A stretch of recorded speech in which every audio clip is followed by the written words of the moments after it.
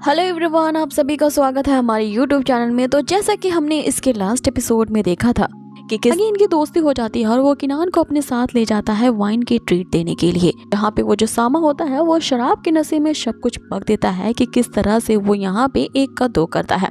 अब आगे यहाँ किनान को फर्स्ट फ्लोर पे तो कुछ खास दिखता नहीं उन बॉक्सेस में, इसीलिए वो सेकंड फ्लोर की तरफ जाता है, जहाँ का ओनर किनान का नाम सुनते ही उसे कहता है कि सिर्फ तुम्हारे लिए ही यहाँ पे एक बॉक्स की कीमत 10 गुनी होगी। अब किनान इस रूल पे भी सट्टा लगाने को तैयार हो जाता है और उन 500 बॉक्सेस में वो 30 बॉक्सेस को सिलेक्ट करता है। इसमें पहले ही बॉक्स को ओपन करते ही वो उसे किंगली लेवल का फ्रैगमेंट दिख जाता है। जब बाकी के वो 30 बॉक्सेस को खोलता है तो उसमें भी यही फ्रैगमेंट्स होते हैं। अब इन्हें देख करके तो शामा की खुशी के ठिकाने नहीं होते, लेकिन वो जो मोटा बंदा ओनर होता है वो किनान से कहने लगता है कि भले ही तुमने एक किंगली लेवल के फ्रैगमेंट्स तो ढूंढ लिए हैं, लेकिन इंपीरियल लेवल का जो आर्टिफैक्ट होगा वो यहाँ पे इन 500 बॉक्सेस में केवल 3 बॉक्सेस में ही रखे गए हैं। और उन बॉक्सेस में तो इस तरह की रिस्ट्रिक्शन सील्स लगाई हैं कि तुम्हारी आई साइट की जो स्किल्स है वो चाहे कितने भी लेवल पे क्यों ना हो, तुम उन्हें नहीं देख पाओगे। अब ये सुनते ही किनान यहाँ पे ये शर्त लगा लेता है कि जब ऐसा ही बात है तो अगर मैंने उस इंपीरियल आर्टिफैक्ट को ढूंढ लिया तो आप मुझे उसका 3 गुना दोगे, लेकिन अगर उन बॉक्सेस से मैं उस इंपीरियल आर्टिफैक्ट को नहीं ढूंढ पाया तो फिर मैं आपको कॉम्पेंसेशन दूंगा उसका 3 गुने के बराबर। अब इस शर्त पे ही आगे एपिसोड की शुरुआत होती है, जिसपे ओनर यहाँ पे किनान को टालने की कोशिश करता है, ये कहते हुए कि मुझे ये शर्त मंजूर नहीं है, क्योंकि एक सीनियर जनरेशन का होने के नाते मैं तुम जैसे यंगर जनरेशन से इतना पैसा अर्न कैसे कर सकता हूँ, क्योंकि मुझे पूरा यकीन है कि उन बॉक्सेस के ऊपर जो सील्स लगाए गए हैं तुम उन्हें कभी भी नहीं ढूंढ पाओगे। इसीलिए मैं नहीं चाहता बच्चे कि तेरा बहुत ही ज्यादा नुकसान हो जाए। तो क्यों तुम अपने ही पैरों पे कुल्हाड़ी मारना चाहते हो? जितना यहाँ तुमने अर्न किया है इसे लो और यहाँ से चुपचाप निकलो। जिसपे किनान उसे कहता है कि जैसे तुम्हें अपने इन बॉक्सेस के रिस्ट्रिक्शन सील पे इतना ज्यादा भरोसा है, मुझे भी अपनी स्पिरिचुअल आई के स्किल पे उतना ही यकीन है, और अगर वैसे भी मैं इस शर्त को हार गया तो तुम्हारा ही फायदा होगा, तो तुम आखिर इस बेट को लगाने से क्यों हिचकिचा रहे हो? अब इस पे वो ओनर भी मान जाता है और किनान से कहता है कि जब तुम्हारी यही मर्जी है तो तुम यहाँ पे ट्राई कर सकते हो। अब आगे हम उधर सामा को देखते हैं जो कि प्रे करना शुरू कर देता है कि किसी भी तरह से जीत जाए, क्योंकि अगर यहाँ पे हार गए, अभी जो ये मैंने यहाँ पे 6000 टेल्स का 12000 कमाया है वो तो जाएगा ही जाएगा, और मैं यहाँ जितने भी पैसे अपने लेकर के आया था वो तो जाएगा ही।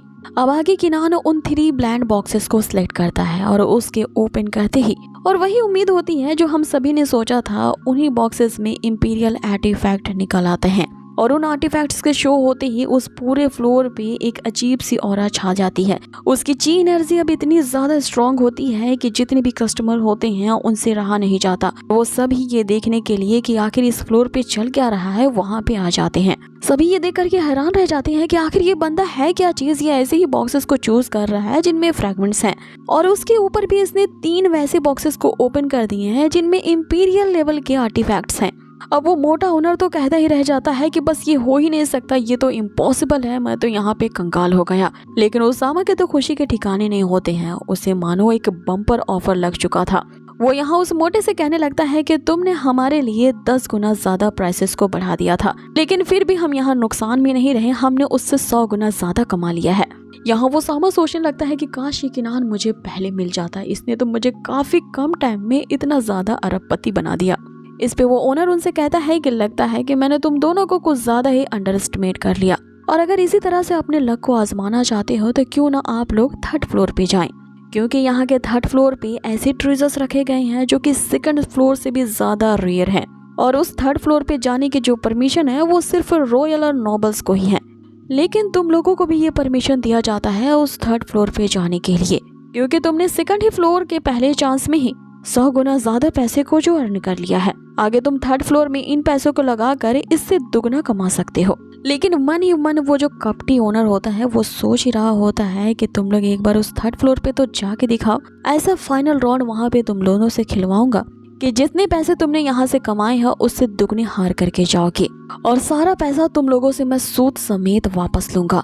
जिसपे किनान उसे कहता है कि कोई बात नहीं, हम जरूर जाएंगे उस 3rd फ्लोर पे, लेकिन इस फ्लोर पे मुझे 3-4 राउंड्स थोड़े और खेलने हैं। अब किनान ने वहाँ उस फ्लोर पे जितने बचे कुछ बॉक्सेस होते हैं जिनमें फ्रैगमेंट्स होते हैं उन सब को वहाँ पे खंगाल लिया होता है, और सब बॉक्सेस को वो खाली कर चुका होता है। अब आगे वे सभी थर्ड फ्लोर पे जाते हैं जहाँ का इन्वायरमेंट कुछ ज्यादा ही रॉयल और कमाल का होता है। यहाँ पे उन्हें एक एल्डर दिखता है जो कि अपनी ही कैलकुलेशन में मगन था और इसी का काम होता है ये जो बॉक्सेस यहाँ रखे गए हैं इन पे इस तरह का सील्स लगाना। कोई भी अपनी स्पिरिचुअल आई की ताकत का यूज करके इनके अंदर क्या है ये ना देख पाए। आगे वो ओनर इन्हें बताता है कि यहाँ पे जो फ्रैगमेंट बॉक्सेस रखे गए हैं इन पे इस तरह का बैन लगा है जो कि हमारी इस अलायंस के मास्टर मो ने खुद अपने हाथों से लगाया है और इन बॉक्सेस को ऊपर जो रिस्ट्रिक्शन की ऑरा होगी वो नीचे रखे गए बॉक्सेस से बिल्कुल भी डिफरेंट है। इसीलिए तुम उन दोनों फ्लोर के बॉक्सेस को सेम मत समझना। अब इससे पहले कि तुम अपने इसके लिए इन बॉक्सेस पे आजमाओ उससे पहले ही मैं तुम्हें ये बता देता हूँ कि इन पे जो ऑरा का रिस्ट्रिक्शन लगा है उसका डिफरेंस बहुत ज्यादा कम नहीं है और चाहे तुम जितनी भी कोशिश कर लो तुम इसके अंदर क्या है ये कभी भी देख नहीं पाओगे। जिसपे सामा उससे कहता है कि ये हमेशा गेम को शुरू करने से पहले ऐसे ही डायलॉग बाजी करता है, लेकिन देखा मैंने तुम्हारे रिस्ट्रिक्शन कैसे हैं। किनान ने तो इन्हें 1 सेकंड में ही जान लिया और इतने छोटे मोटे बैंड को किनान तो बस अपनी पलकों से ही देख लेता है। अब आगे वो मास्टर मो उन्हें बताता है कि यहाँ पे केवल 100 बॉक्सेस ही रखे गए हैं जिनमें सिर्फ 20 बॉक्सेस में ही वो जोडियक नामक पीस यानी कि फ्रैगमेंट्स रखे गए हैं और बाकी के 80 बॉक्सेस में जंक और वेस्ट हैं और एक बॉक्स को खरीदने की कीमत यहाँ पे अब 10 गुनी नहीं बल्कि 100 गुनी लगाई जाएगी। इसका मतलब है कि एक बॉक्स को खरीदने के लिए अब उन्हें 1000 टेल्स देने होंगे। जिसपे वो ओनर यहाँ किनान से कहता है कि मास्टर मो ने यहाँ फिर से गलती कर दी है। दूसरे कस्टमर्स के लिए ये यहाँ पे 1000 टेल्स के बराबर है, लेकिन तुम्हारा जो नाम किनान है इन सरनेम वाले लोगों के लिए जो प्राइस होती है वो 10 गुना ज्यादा होती है। मतलब कि तुम्हें यहाँ पे एक बॉक्स के लिए 2000 टेल्स देनी होंगी। अब इसमें सामा यहाँ पे झल्ला जाता है कि ये कैसा अजीब सा रूल है, हर फ्लोर पे 100 गुना ज्यादा देना होगा, 10 गुना ज्यादा देना होगा। सामा यहाँ किनान से कहने लगता है कि हमें यहाँ पे कोई तरह का गेम नहीं खेलना है, चलते हैं यहाँ से। जिसपे किनान उसे कहता है कि अरे रुको तो सही, अब यहाँ पे आए हैं तो खेल के ही जाएंगे। तुम्हें यहाँ पे एक बॉक्स का 100 गुना या 10 गुना ही नहीं लेना है, तुम ले लो यहाँ 10,000 टेल्स। अब आगे किनान ने यहाँ पे 2 लाख टेल्स दे करके उन बॉक्सेस को परचेज कर लिया होता है। जिसपे मास्टर मो से कहता है कि बच्चे जिन बॉक्सेस को तूने सिलेक्ट किया है मैं तुम्हें पहले ही बता दूं इन्हें ओपन करने से पहले कि इन सभी में सिर्फ जंक और कचरा ही है, इसीलिए एक और चांस देता हूँ कि तुम इनमें से किसी और बॉक्स को चूज कर सकते हो। जिसपे किनान उनसे कहता है कि अब इतनी भी जल्दी क्या है, किन बॉक्सेस को चूज करना है ये तुम नहीं बल्कि मैं डिसाइड करूंगा और चाहे इसमें ज़ोडियक फ्रैगमेंट निकले या फिर वेस्ट निकले ये बात की बाद में देखेंगे। जिसपे मास्टर मो से कहते हैं कि जब तुमने इन्हीं बॉक्सेस को चूज किया है तो चलो मैं तुम्हारे लिए इनके बैन को हटा देता हूँ और इन्हें खोल करके दिखाता हूँ। अब आगे वो बॉक्सेस ओपन होते हैं जिनमें से एक बॉक्स में तो एक छोटा सा बॉक्स निकलता है और बाकी के 2 बहुत ही पुराने एंशिएंट आर्टिफैक्ट्स निकलते हैं। जिसे देख करके वो जो मास्टर मो होता है वो हंसने लगता है और उससे कहता है मैंने तुमसे पहले ही कहा था ये तीनों चीजें बेकार ही निकलेंगी, लेकिन तुमने तो मेरी एक नहीं सुनी, अब भुगतो तो इसका अंजाम। ये तीनों के तीनों जो बॉक्सेस हैं इनमें सिर्फ वेस्ट ही था, ये तुम अपनी आंखों से देख सकते हो। मुझे तो लगा था कि तुम 3rd फ्लोर में आ रहे हो तो तुम्हारी जो आइडेंटिफाई करने की एबिलिटी है वो कई ज्यादा गुना हायर लेवल पे होगी, लेकिन तुमने तो यहाँ पे कचड़े से भी ज्यादा कचड़ी चीज को सिलेक्ट किया है। अब जो सामा होता है उस बेचारे का मुंह तो यहाँ पे बुरी तरीके से लटक जाता है। दूसरी तरफ वो जो ओनर होता है वो उन दोनों पे तरस खाने लगता है। ये आए तो थे बड़ी शान से कि यहाँ की हर एक बॉक्स के फ्रैगमेंट को लेके जाओगे, लेकिन देखो तुम्हारे हत्थे क्या लगा, तुम कुछ भी नहीं ले पाए, हालांकि जो तुमने कमाया था वो भी गवा दिया। बाकी जो बंदे यहाँ पे शो देखने के लिए आए थे वो भी निराश होकर के चले जाते हैं कि कुछ मजा नहीं आया। लेकिन इतने में ही पहला बंदा दूसरे बंदे को रोकता है और उससे बताता है कि अभी वो छोटा वाला बॉक्स खुलना तो बाकी है। अब जैसे ही किनान उस छोटे से बॉक्स को ओपन करता है उसमें ऐसी भयानक सी ऑरा बाहर रिलीज होती है जिसे देख करके तो सबकी आंखें फटी की फटी रह जाती हैं, क्योंकि उस बॉक्स में होली दाओची नामक फ्रैगमेंट होता है। अब ये एक ऐसा फ्रैगमेंट इनके हाथ लगा था जिसके कारण इनकी बम्पर तो क्या छप्पर फाड़ के लॉटरी लग जाती है। अब होली दावची जो फ्रैगमेंट होता है इसके बारे में किनान कहने लगता है कि इसकी ऑरा को देख करके तुम समझ सकते हो कि ये फेक नहीं बल्कि ओरिजिनल है।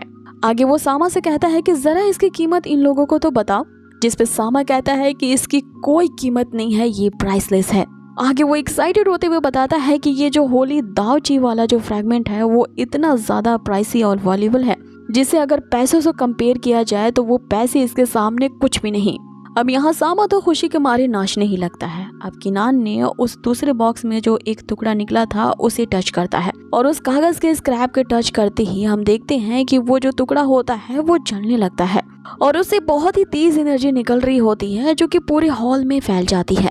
अब इस भयानक एनर्जी को देख करके वो जो दो बंदे खड़े होते हैं या किनान से रिक्वेस्ट करने लगते हैं कि ये जो ट्रेजर है, भले ही तुम वो होली दाउची वाला फ्रैगमेंट हमें ना दो, लेकिन ये जो तुम्हारे हाथों में स्क्रैप ट्रेजर है इसे तुम मुझे दे दो, इसके बदले में मैं तुम्हें 30,000 टेल्स दूंगा। जिस पे दूसरा बंदा यहाँ पे आगे आते हुए कहता है कि 30,000 नहीं, मैं इससे 10,000 ज्यादा दूंगा, तुम प्लीज इस ट्रेजर को मुझे दे दो। जिस पे किनान उससे कहता है कि सॉरी, तुम मुझे यहाँ 1,00,000 भी टेल दोगे ना तो भी मैं इस स्क्रैप को तुम्हें नहीं दूंगा। जिसपे तीसरा बंदा यहाँ पे दुगनी प्राइस ऑफर यहाँ किनान को देता है, लेकिन किनान उसे भी साफ साफ इनकार कर देता है, ये कहते हुए कि ये जो ट्रेजर है इसका मैं कुछ और तरीके से ही यूज करूंगा, इसीलिए तुम लोग चाहे यहाँ पे कितनी भी ज्यादा इसकी कीमत बढ़ा दो, मैं ये नहीं बेचने वाला। इस पे वो बंदा यहाँ पे कहने लगता है कि तुम लगता है कुछ ज्यादा ही एरोगेंट हो और अपने आप को इतना ज्यादा हाईली मत समझो, क्योंकि इस टुकड़े के लिए मैं स्टार्टिंग प्राइस से 100 गुना ज्यादा तुम्हें दे रहा हूँ। तुमने यहाँ एक बॉक्स के लिए 2,000 टेल्स लगाई, मैं तुम्हें यहाँ पे 20 लाख टेल्स दे रहा हूँ और 20 लाख टेल की जो अमाउंट है वो छोटी मोटी रकम नहीं है। जिसपे दूसरा बंदा यहाँ किनान से कहता है कि तुम बस अपनी कीमत बताओ, कीमत। मैं एक रुएशी माइंस का ओनर हूँ जहाँ पे इस तरह के स्क्रैप्स का ऐसे ऐसे क्रिस्टल्स निकलते हैं जिनकी प्राइस भी प्राइसलेस होती है। तुम चाहो तो उन क्रिस्टल को मैं तुम्हारी मुंह मांगी क्वांटिटी दे सकता हूँ। जिसपे वो तीसरा बंदा उसे कहने लगता है कि सभी लोग जानते हैं कि तुम आखिरकार इस स्क्रैप को क्यों खरीदना चाहते हो, क्योंकि इसका यूज करके लगता है कि तुम अपने एल्डर को कुछ ज्यादा ही इम्प्रेस करना चाहते हो।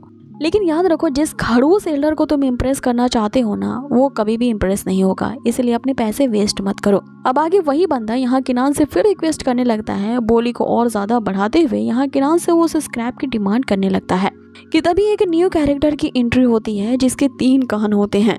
अब आते ही इसकी नजर उसी ट्रेजर पे पड़ती है। आगे वो किनान से कहता है कि मुझे नहीं पता था कि ये जो मिंगवान मंत्र है जो कि ज़ुआनज़ाओ नामक जगह से निकाला गया था, जिससे सभी इतना ज्यादा ढूंढ रहे थे, वो एक्चुअली में इस फ्रैगमेंट के शेप में इन बॉक्सेस में रखा गया है। हालांकि ये तो सिर्फ एक ऐसा फ्रैगमेंट है जो कि सिर्फ स्क्रैप पेपर है, लेकिन इसकी इतनी पावर है जो कि काफी ज्यादा स्टनिंग है, जिसका अंदाजा भी तुम नहीं लगा सकते। अब ये जो टकला होता है वो यहाँ पे 6 एल्डर होता है, जिसके आते ही ये दोनों बंदे उसे ग्रीट करते हैं। 6 एल्डर उस मोटे और यहाँ मास्टर मुंह से पूछने लगते हैं कि आखिर यहाँ पे चल क्या रहा है। अब ये जो 6 एल्डर होता है वो कोई मामूली एल्डर नहीं होता है, बल्कि उसी शांगदाओ अलायंस हेडक्वार्टर का सबसे बड़े एल्डर्स जो होते हैं उनमें से 6ठी पोजीशन पे ये होता है। जिसके आते ही वे बंदे भी सोचने लगते हैं कि मैंने कभी नहीं सोचा था कि शांगदाओ अलायंस के इस 6 एल्डर को कभी देख पाऊंगा, और ये तो काफी ज्यादा ऑनरेबल मेंबर है और खुद यहाँ पे ये चल के आए हैं, तो मतलब कि किनान के हाथों ये जो ट्रेजर लगा है वो कोई छोटा मोटा ट्रेजर नहीं बल्कि कुछ और ही चीज है। और इस एल्डर के यहाँ आने से अब तो ये भूल जा कि ये जो ट्रेजर किनान के पास है ये कभी हम ले पाएंगे। अब वे बंदे तो यहाँ से चले जाते हैं। इधर दूसरी तरफ जो ओनर होता है यहाँ 6 एल्डर को सारी बात बता देता है। आगे 6 एल्डर उसका नाम सुनते ही यहाँ पे समझ जाता है कि लगता है कि तुम वही किनान हो, जिसके फोरहेड पे उन 3 मार्क्स को देख करके मैं समझ गया कि हमारी जो शांगदाओ अलायंस है उसने अपना ये मार्क तुम पे क्यों लगाया है। और तुम तो इस मार्क के इम्पैक्ट को जानती ही होगी कि हमारी शांगदाओ अलायंस जिस बंदे पे ये मार्क लगा देती है उसका दबदबा होली लैंड तक है, इसीलिए तो वो होली लैंड वाले भी तुम्हें एक्सेप्ट नहीं करेंगे। लेकिन अगर तुम चाहो तो इन 2 फ्रैगमेंट्स को हमें दे सकते हो, और इस शांगदाओ अलायंस की तरफ से ये जो ब्लैक मार्क लगाया गया है तुम पे, इस मार्क को तुम्हारे लिए मैं मिटा दूंगा। यह सामा उनसे कहने लगता है कि इन शांगदाओ लीग वालों ने तो अब बेशर्मी की हद ही पार कर दी है। पहले ये खुद ऐसे कल्टीवेटर्स को चूज करते हैं जिनके सक्सेस इनसे बर्दाश्त नहीं होते। ये इन कल्टीवेटर्स के सक्सेस को देख करके जल भुन की राख एकदम कोयला और पाउडर हो जाते हैं, और उस मार्क को मिटाने के लिए जिसे इन्होंने खुद लगाया है ये हमें धमकी देते हैं। जिसपे किनान भी उनसे कहने लगता है कि ये जो 6 एल्डर है ये तो काफी ज्यादा महान है, शांगदाओ अलायंस की लीग ही है जो कि ये ब्लैक सील मुझ पे लगा रही है, और इसे हटाने के बदले में जो ट्रेजर्स मैंने जीते हैं उससे ही डिमांड कर रहे हो। मतलब कि यहाँ पे चित भी मेरी और पट भी मेरी। तो दुनिया में पहली बार मैं इस तरह के बिजनेस अलायंस को देख रहा हूँ जो कि कॉस्ट फ्री बिजनेस करना चाहते हैं। लेकिन तुमने क्या मुझे 3 साल का नन्हा मुन्ना बच्चा समझ रखा है जो तुम्हारी इस झूठी मूठी के लॉलीपॉप से मैं बहल जाऊंगा। आगे वो एल्डर किनान से कहने लगता है कि तुम्हारी हिम्मत कैसे हुई मुझसे इस तरह से डिसरिस्पेक्ट से बात करने की। तुमने मुझे अब मजबूर कर दिया है तुम पे फोर्स यूज करने पे। भले ही इस पूरी शिप पे यहाँ पे फाइट करने पे बैंड है और यहाँ रिस्ट्रिक्शन लगाया गया है, लेकिन ये जो बैन है मुझ पे नहीं लगाया गया है। अब आगे इससे पहले कि वो किनान पे अपनी पावर का जोर दिखा पाता उसे धमकाने लगता है कि तभी वहाँ पे वही एल्डर की एंट्री होती है जो कि एक भारी भरकम आवाज के साथ वहाँ पे पहुँचते हैं। ये किसकी मजाल हुई कि यहाँ किनान पे वो हमला कर दे। अब ये जो एल्डर है और कोई नहीं बल्कि ज़ोनलिंग सेक्ट के ही जो ग्रेट लीडर है उनके ब्रदर हैं। सेकेंड एल्डर के यहाँ पे एंट्री होती है और इसके साथ ही यहाँ पर मामला और भी ज्यादा गर्मा जाता है। और इस गर्मा गर्मी में यहाँ पे क्या होने वाला है ये हम जान पाते इससे पहले ही एपिसोड यहीं फिनिश कर दिया जाता है। सो गाइज, आप लोगों को ये आज का एपिसोड कैसा लगा है मुझे कमेंट बॉक्स में ज़रूर बताएं। बहुत ही जल्द मिलेंगे इसके नेक्स्ट अमेजिंग एपिसोड के साथ। Till then take care, stay healthy, good bye.